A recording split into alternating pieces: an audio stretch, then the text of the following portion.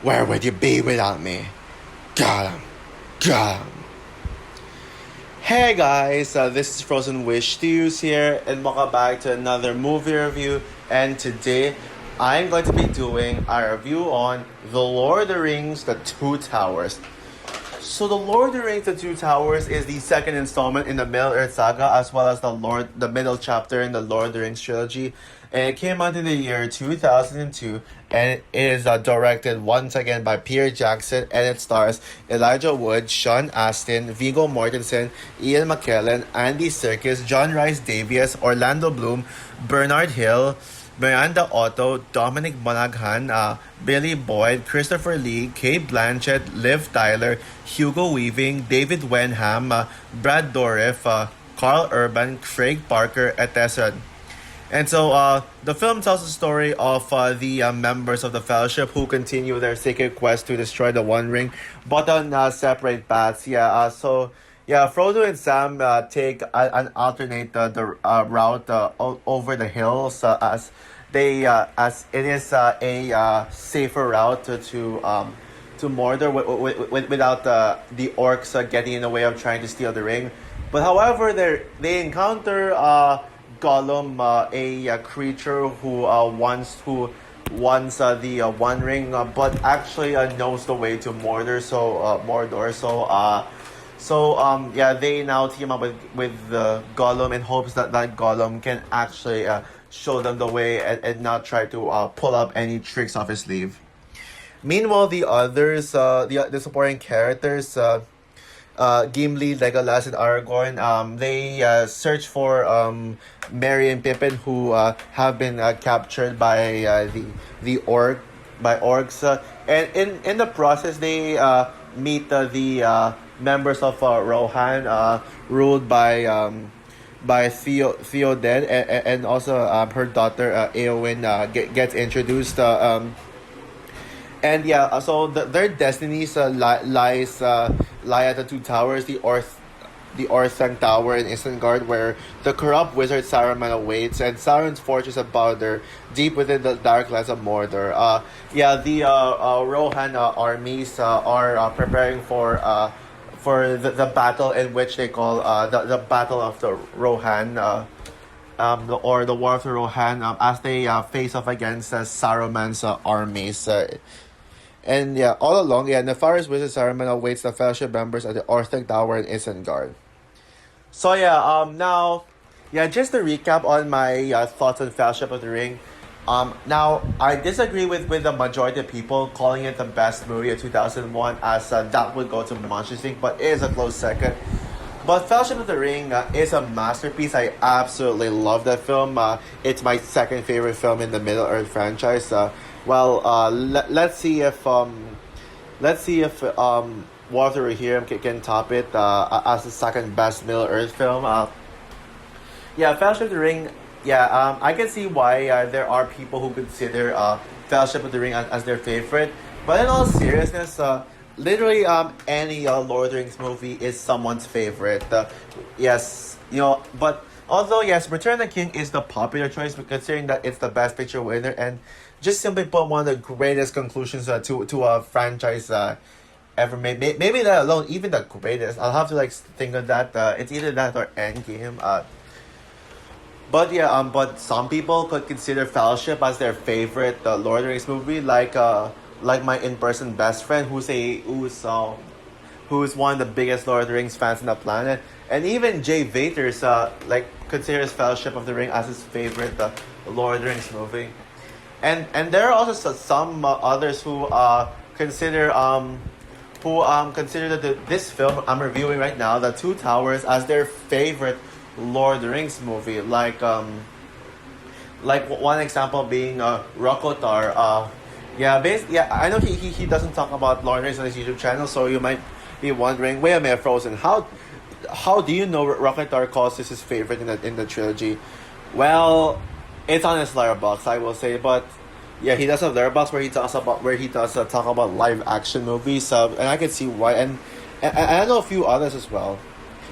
All right, so now if you listen carefully to me explain the plot, now I did mention that this movie introduces the Rohan army and the war and battle of the Rohan, and also it introduces the concept of Helm's Deep as well. Yeah, but since we're the movie about the war of the Rohan and Helm's Deep, which is the war of the Rohirrim, comes out. Yeah, this film, The Two Towers, is actually a must rewatch in preparation for War of the Rohirrim. Yeah, if you can't get yourself to rewatch every single Middle Earth film, or let alone the entire trilogy itself, in preparation for it, I'd say I'd recommend only rewatching The Two Towers, because that is the film that is probably gonna help, with the whole premise of the Rohan. Yeah, because yeah, this film introduces all and even the music. Yeah, remember in the first trailer of the War of the Rohirrim, in the beginning of that, where they played clips from the live action, and even play that dun dun dun dun dun. Yeah, that actually came from Two Towers. Well, I already knew that was based on Two Towers, but I thought that it was both Two Towers and Return of the King. But as it turns out, it's all the clips that they showed were from Two Towers, because the Two Towers is the one Lord of the Rings film that will actually have a massive connection to the War of the Rohirrim. So yeah, and now I remember back then I loved this movie. I've always loved this one, but I didn't really. But I actually put two of the Hobbit films above this one. Like, I consider this as the second weakest Lord of the Rings movie, behind Unexpected Journey. But I actually put both The Desolation of Smaug and The Battle of the Five Armies over the Two Towers. But yeah, I thought that this was probably the least, one of the lesser engaging films, despite it being a masterpiece. It just didn't really seem like a film I was going to rewatch, and it was, yeah, I gave it a low 5 stars, like a low tier, like closer to like a not 5 stars. So I'll admit that going into this film and rewatch today, well, technically last night, I was a bit I kind of had low expectations. Like, I wasn't super excited for this one, even though I know I love the film. I was preparing for it to be like a super slow and to maybe get semi bored with it. But after rewatching this film, I gotta say, The Lord of the Rings: The Two Towers has grown on me on this latest rewatch. I actually love this film even more now than I did initially. The pacing felt a lot less slow than I remember, and there's some new things to appreciate about it, especially since War of the Rohirrim is right around the corner. I think I truly did find some new appreciation for this, specifically with the Rohan parts of it. In fact, I love it so much that I love this movie a lot even more now, that this honestly might now be in my top 100 favorite movies of all time list. And even like after revisiting this film, I actually was debating if I consider this better than Fellowship of the Ring or not, because I was like, damn, this is so good. Yeah, that's how much I was absolutely loving this on rewatch, that I had to think about it. I didn't want to be too quick to say, oh, this is better than Fellowship. And even though there are things that this movie did better than Fellowship, I still had to evaluate on it. After careful evaluation, The Fellowship of the Ring would still take the slight edge as the better movie, but this was not far behind. I would now rank this above the Hobbit films. In all honesty, I'm not kidding. I don't know about the Five Armies. We'll see, but actually, you know what? Yeah, screw it. I do think that this is better than the Hobbit trilogy. Yeah, even both Desolation of Smaug and Battle of the Five Armies, which I absolutely love. Maybe that could change when I get to rewatch the Hobbit films, because like what I said, I will get to the Hobbit films. I will make my redo review of them. But oh well. What I love is the introduction of my favorite Lord of the Rings characters, Eowyn and Gollum. Yeah, Eowyn is my Lord of the Rings crush. Well, technically my second Lord of the Rings crush, as Hera Hammerhand from the War of Rohirrim would now be my Lord of the Rings crush. But Eowyn is my crush in the Peter Jackson Lord of the Rings franchise, including the Hobbit trilogy as well. Yeah, I absolutely love her, but I think that her MVP moment is more so in Return of the King. I love her in this film. I think she's amazing, but when you actually think about what exactly do I love about her, other than just the fact that she's my live action, my Peter Jackson Lord of the Rings movie crush, and that she does have great chemistry with Aragorn. I think that my love for her mainly is reflected in Return of the King. But in this film in general, okay, I'm gonna get straight into my favorite thing about this film. Well, technically, not really my favorite, but one of my favorite things about this film. Yeah, let's talk about the MVP of the Two Towers, Gollum or Smeagol, but mostly Gollum. He truly stole the show in this film, as this, in my opinion, is where Gollum is at his best yet, even over both Return of the King and an Unexpected Journey. Sure, yes, Gollum also was amazing in Return of the King, but I think that he was. I just like his presence better in this film than in Return of the King.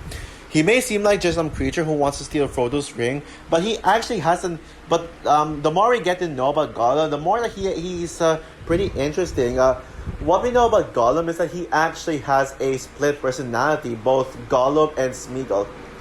Gollum is the evil one, the demon, as Sam likes to call him. Gollum is the one who wants to steal the ring and trick them, but Smeagol is actually the quote-unquote good side, the not as bad side. Well, he's not really any better technically, as if you remember that opening scene in Return of the King. Smeagol is not that much better than Gollum, but Smeagol does have some interesting character arc. Like he actually is he wants to be Frodo's friend, and he wants to help them reach Mordor, but Smeagol is like, no. We want ring, not help Frodo. That scene where Gollum and Smeagol argue over each other, basically, despite their split personality, that's one probably, besides the obviously best scene in the film, which you all know which one. I'll talk about that later.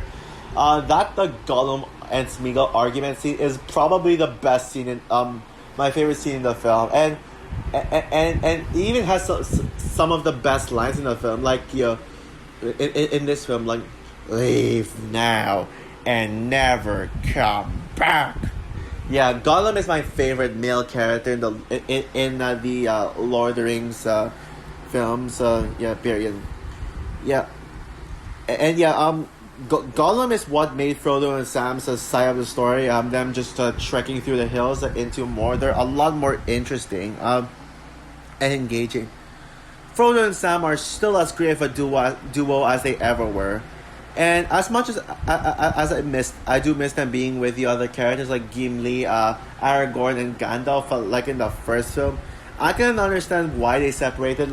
I think I had explained it earlier when I summarized the story. It's because Sam and Frodo had to be saved, so they passed by another way. They passed by the mountains, so where there are no orcs, and the only person who lives there is Gollum. And the whole reason why the other three decided to stay on land is to guard, is to just keep an eye on the elves and see what Saruman is up to, and just make sure they don't get their hands on Frodo and Sam. Yeah, that all makes sense. The Rohan side of the story is what was the better part of the film than Frodo and Sam's journey. Yeah, there are two main storylines here, and I think that the Rohan one is the one with Gimli and Aragorn and Gandalf is the better part of the story than Frodo and Sam. And as someone who's super hyped to see War of the Rohirrim, I love seeing the Rohan battles in this film, and just the introduction of Helm's Deep and all the concepts that we're going to be seeing in War of the Rohirrim. Yeah. Anyway, yeah. The introduction of Eowyn, like what I said, I love that. And also Theowen, I guess. Wait. Theron. Yeah. Theoden. Yeah. Great ones.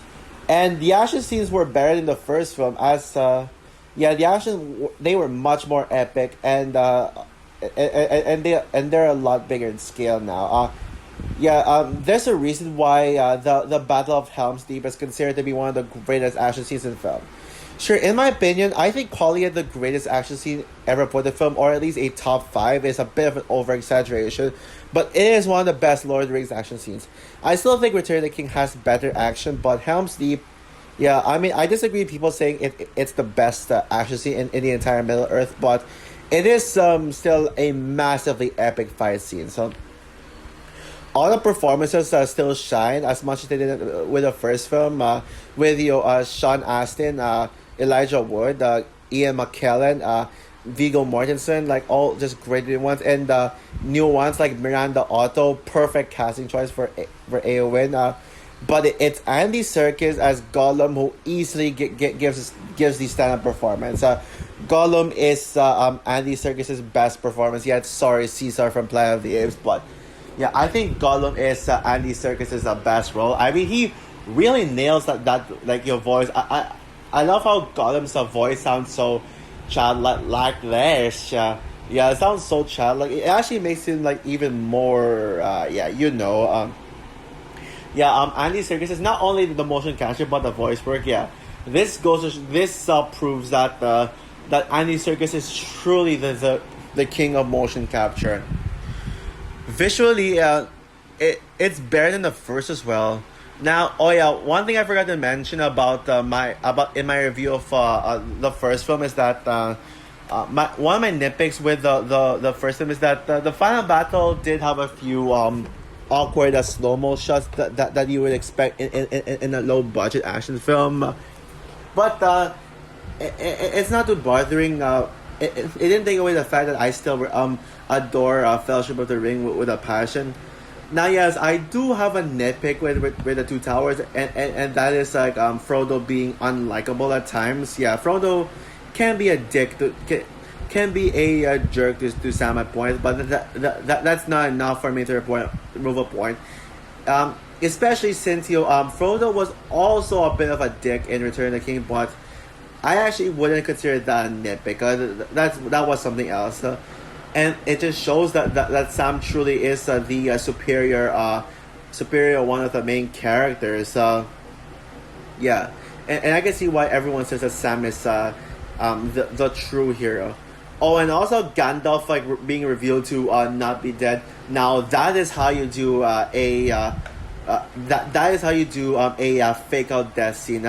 Like make audiences think that that Gandalf is actually dead.